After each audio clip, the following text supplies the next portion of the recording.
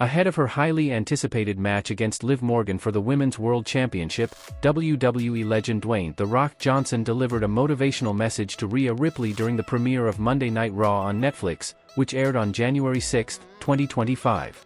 In a behind-the-scenes video, The Rock was seen approaching Ripley as she warmed up for her match. He offered her good luck wishes and expressed gratitude for her contributions to the company, stating, "Thanks for carrying the company."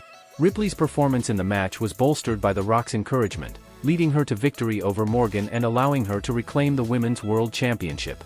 This victory marked a significant moment for Ripley, as she had previously vacated the title due to an injury in April 2024 and had spent months striving to regain it.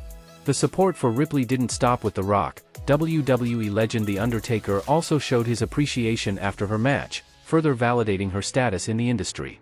Both Ripley and The Rock were prominent figures during the Raw premiere, which included The Rock opening the show with a promo before Roman Reigns' match against Solo Sikoa.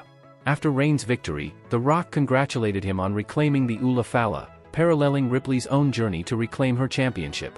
The Rock's return to WWE came after a lengthy absence, setting the stage for potential feuds, particularly with Cody Rhodes following WrestleMania XL.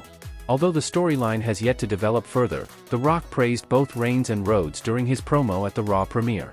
Now, as Ripley begins her second reign as Women's World Champion, she has solidified her place among WWE's top stars on Raw.